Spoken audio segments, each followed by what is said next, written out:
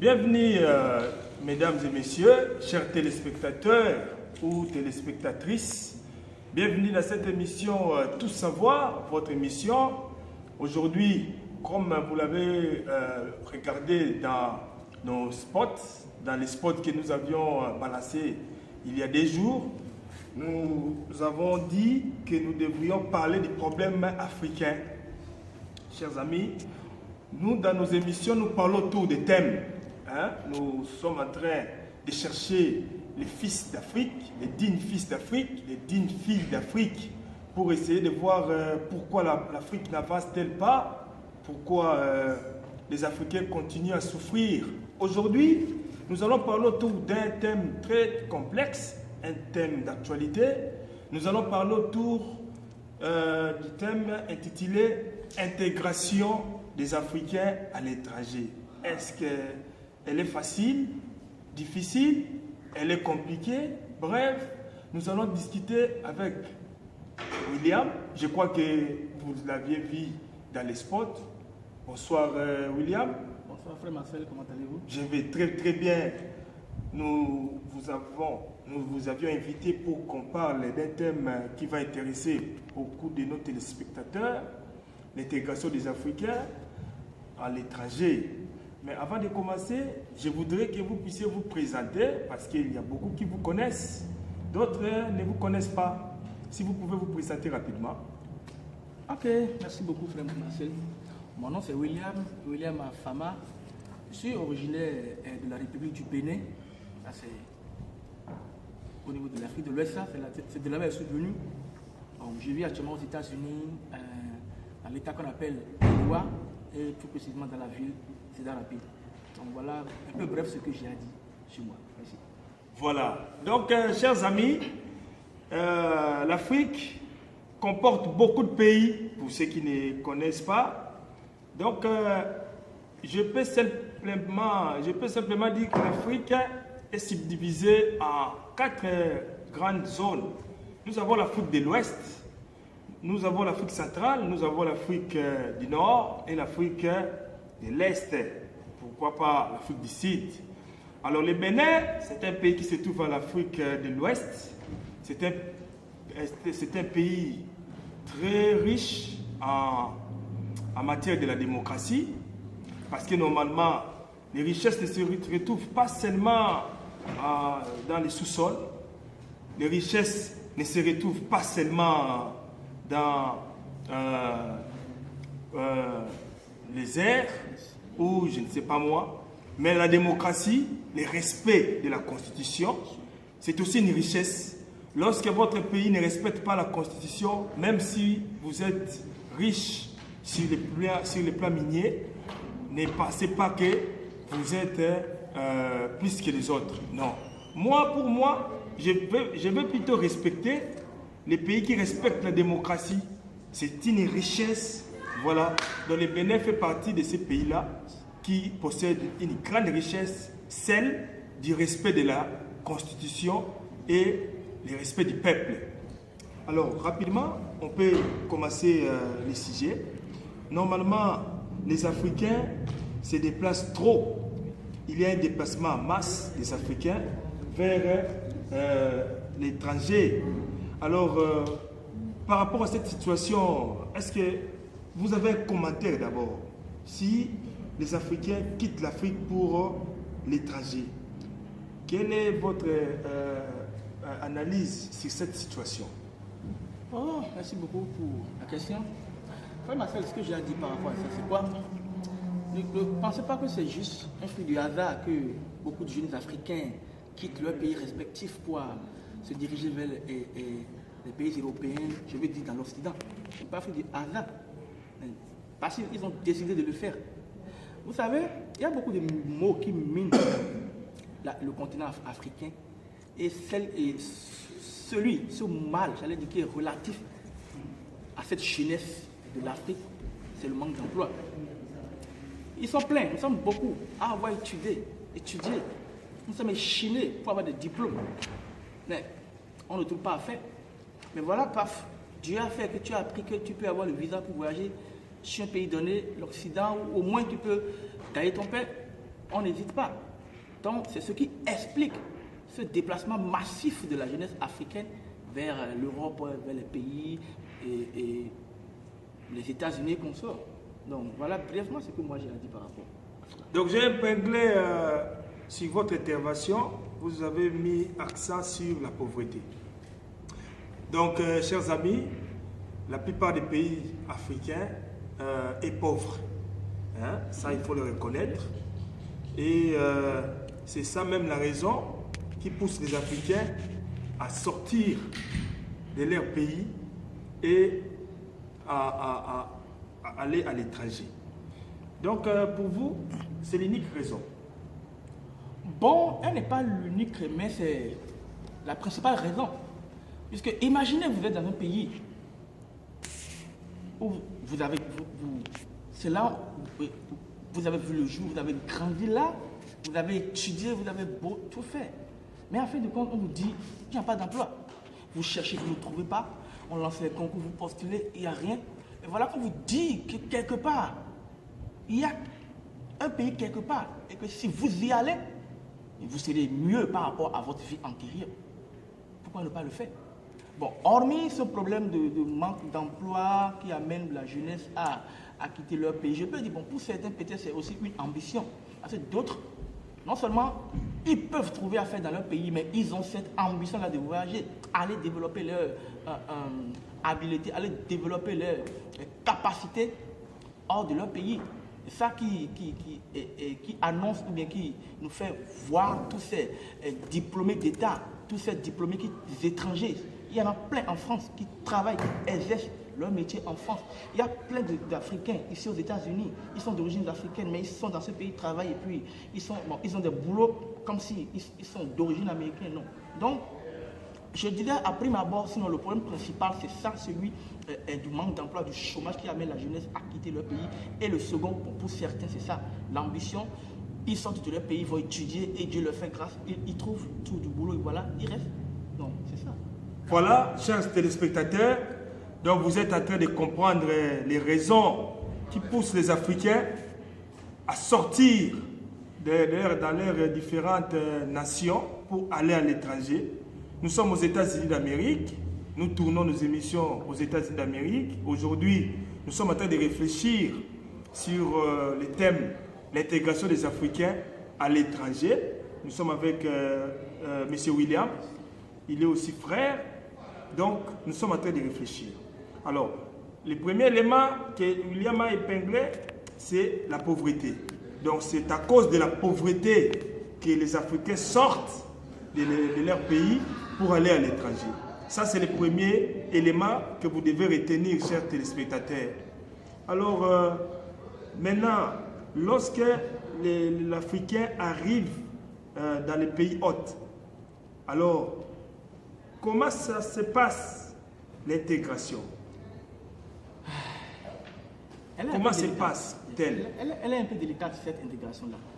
Vous savez, vous avez grandi quelque part et vous vous levez un bon matin pour dire, je veux voyager, et vous atterrissez sur un territoire que vous ne maîtrisez pas. Ce n'est pas facile, chers amis. Il y a un adage qui nous dit que le début de toute chose a toujours été difficile. Donc moi, je mets l'intégration là dans ce contexte-là. Ce n'est pas facile. Parce que vous venez d'abord, vous êtes dans un nouvel environnement, vous voyez toutes choses nouvelles autour de vous. Et puis encore, nous qui nous déplaçons vers les États-Unis, au pays, on ne parlait pas l'anglais. Notre langue, c'est le français. Donc on a déjà ce problème linguistique, cette barrière linguistique qui pose problème. Je descends, je vois un Américain qui, d'abord, l'accent, c'est encore autre chose. Il y a certains qui ont la chance, comme moi, d'avoir un peu étudié l'anglais au pays et puis on se défendait. Quand je venais ici, je me disais, bon, l'Amérique, c'est rien, puisque je parle déjà l'anglais, je me défends. Je viens, je peux m'en sortir. Et je suis descendu à l'aéroport, j'ai croisé un monsieur avec son accent à la main. J'ai regardé le ciel, la télé, que c'est passé. Mais c'est l'anglais que j'ai toujours payé ça. Donc, le premier problème de l'insertion, c'est d'abord la langue. Ici aux États-Unis.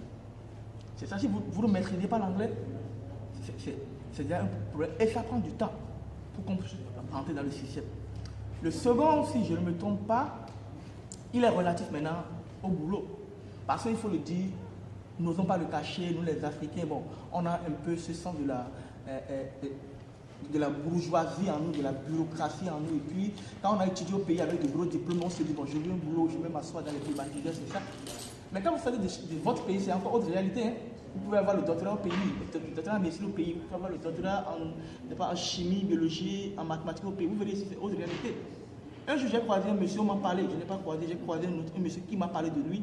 Il serait un docteur, comment on l'appelle, en médecine.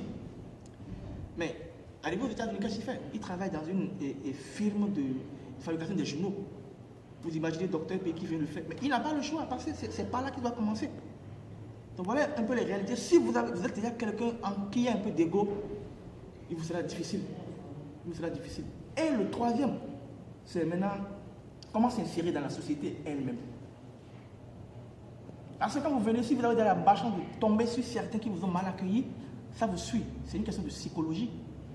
Ça vous suit automatiquement. Là, vous vous direz, comment faire pour m'intégrer dans la société? Chez nos pays, on est tout le temps ensemble et avec de petits problèmes que déjà les proches nous créent et on a du mal à s'en sortir. Nous voici ici avec des étrangers. Il y a déjà cette question de méfiance. Vous voyez, il y a déjà ce sentiment de méfiance qui nous anime. Donc il y a plein de mots relatifs à notre accession dans ce pays d'accueil et vraiment qui nous crée beaucoup de difficultés. Mais Dieu aidant, on s'en sort. Parce qu'il y a déjà 3 ans que je suis aux États-Unis. C'est vrai, quand j'étais arrivé, l'anglais m'avait un peu embêté, mais au moins, même si ce n'est pas parfait, je m'en sors, je peux rester debout et parler avec un Américain. Mais s'ils ne parlaient pas, mais si eux tous, parce que certains, ils s'en sortent avec nous. Quand on parle, ils captent vite et puis on est à l'aise. Mais si eux tous ne parlent pas à nous attendre, notre accent, parce que l'accent américain diffère totalement de notre accent, au moins, on converse, on se communique avec eux. Sur le plan du boulot, oui, si vous n'êtes pas aussi égoïste, vous pouvez commencer quelque part. Je sais pas où j'ai commencé, je sais là où je suis aujourd'hui. Et ça vous mentir, Dieu m'a fait grâce, j'ai un boulot dans lequel je suis à l'aise. C'est vrai que parfois quand vous avez des problèmes avec eux, le traitement est différent. Parce qu'on sait déjà qu'on est en face d'un étranger. Oui, ça, nous allons en parler dans la deuxième partie de l'émission. Je salue tous les peuples béninois qui vont nous regarder. Nous vous aimons, peuple béninois. Le Bénin est un pays de paix. Le Bénin est un pays qui respecte la Constitution, c'est-à-dire les autorités du pays respectent la Constitution.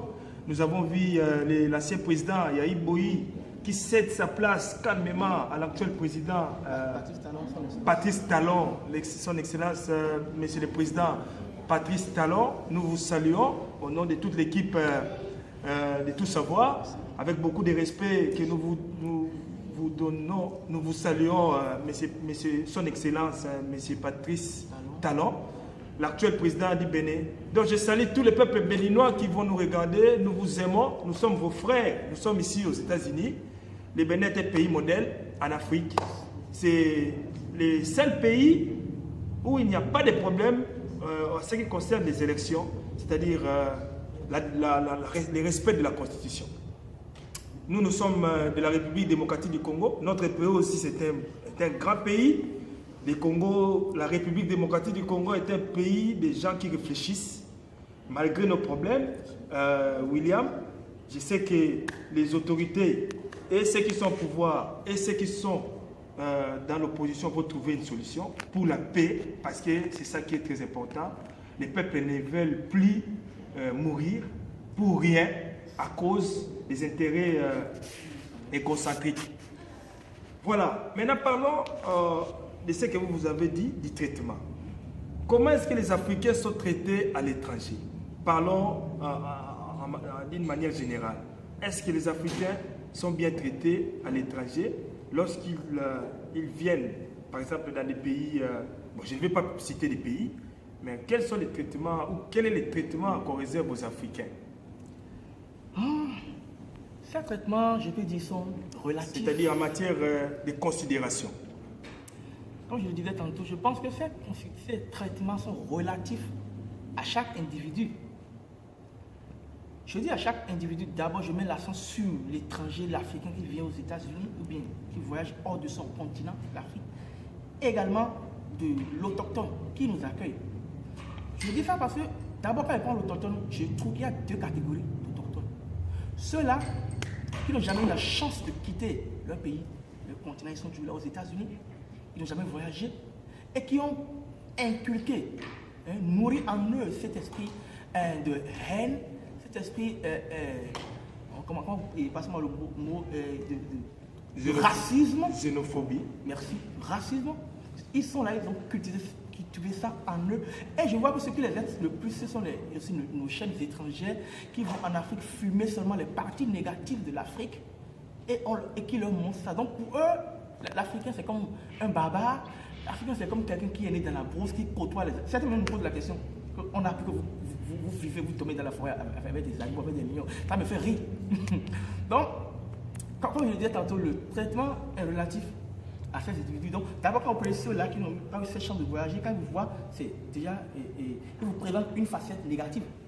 Parce qu'ils ne veulent pas côtoyer avec vous, ils ne veulent pas vivre avec vous. Parce que pour eux, vous êtes des gens qui sont sortis. Donc, vous êtes des gens qui viennent de la bourse.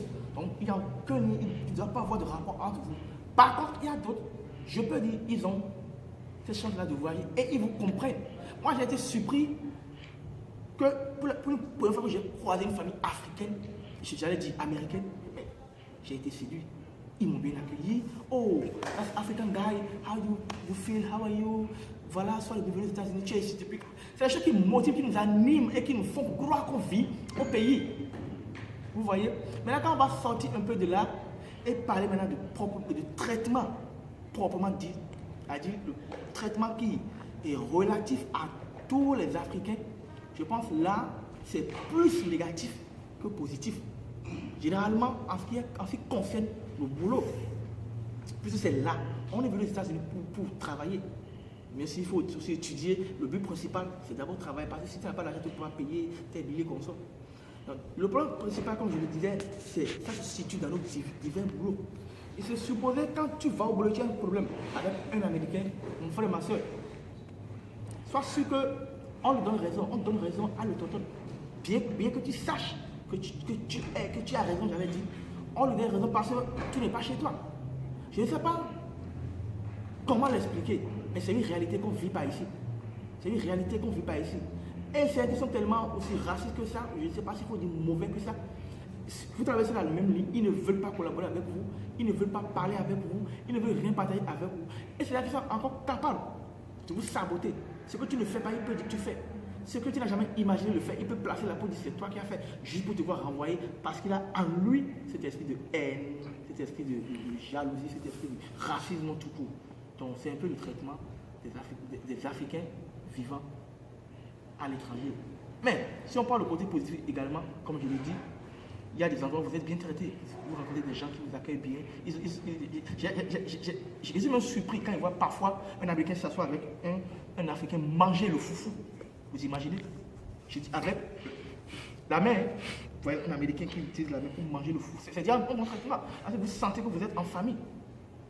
Donc voilà un peu ce qu'on vit ici, quoi. Il y a à la fois positif et négatif, mais c'est plus négatif que positif.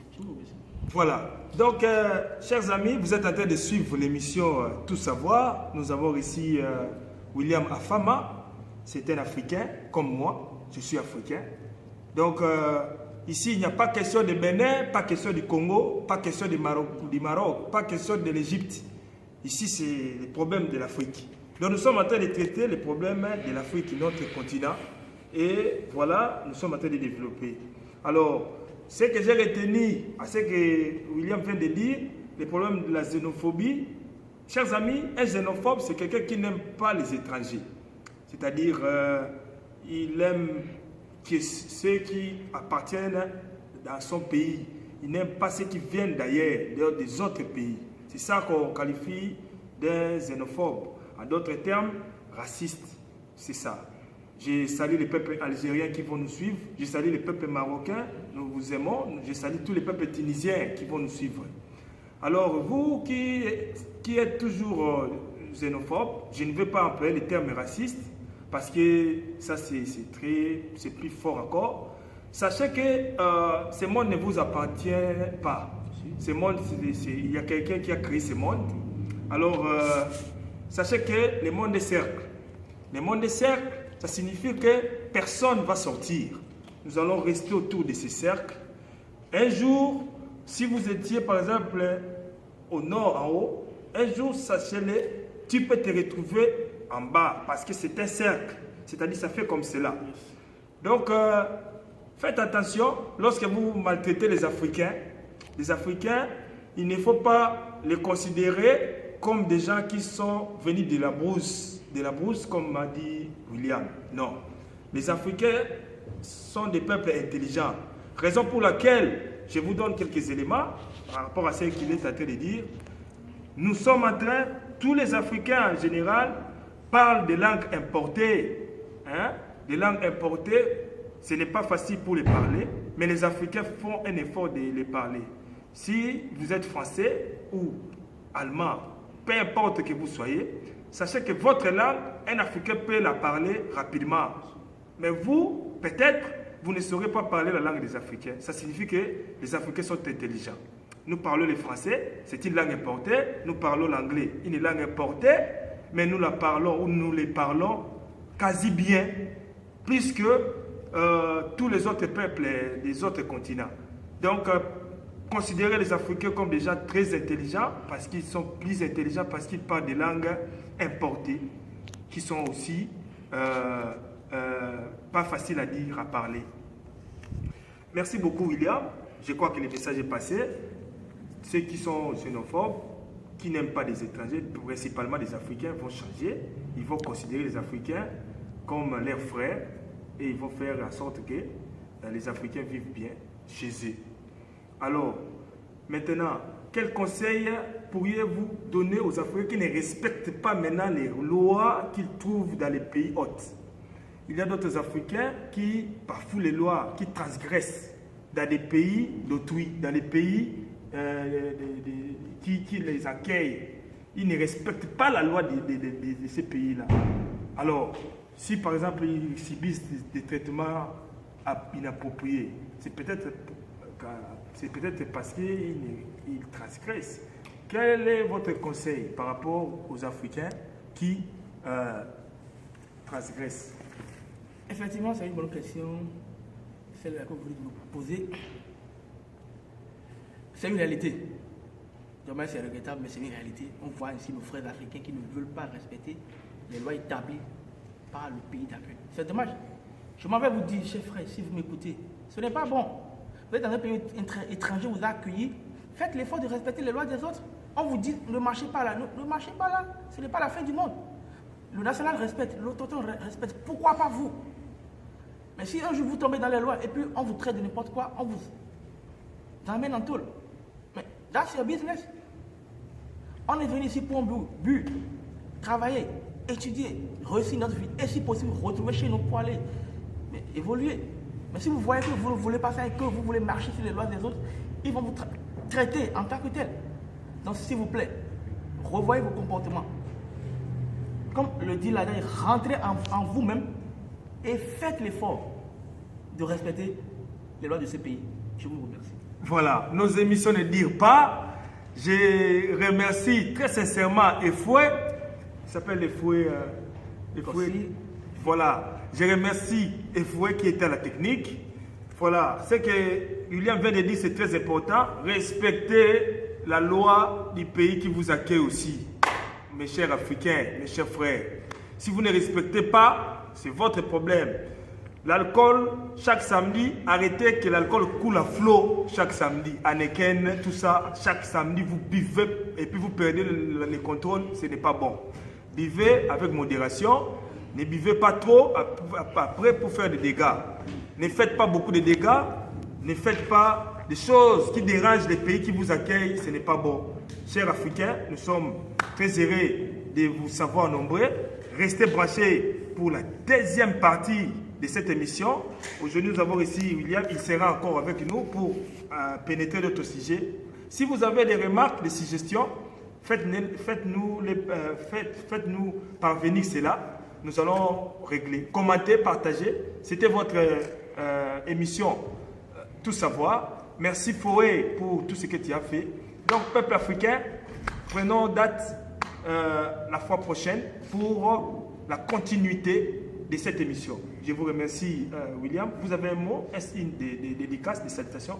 Oh, merci beaucoup, frère Marcel, pour m'avoir offert cette opportunité de parler à mes frères partout où ils sont dans le monde entier. Je vous remercie pour cette initiative. J'en profite également pour saluer tous mes célébrer. frères. J'en profite également pour saluer tous mes frères, mes amis qui sont au pays, qui me regardent. C'est vrai, vous avez devant vous votre frère William Afama.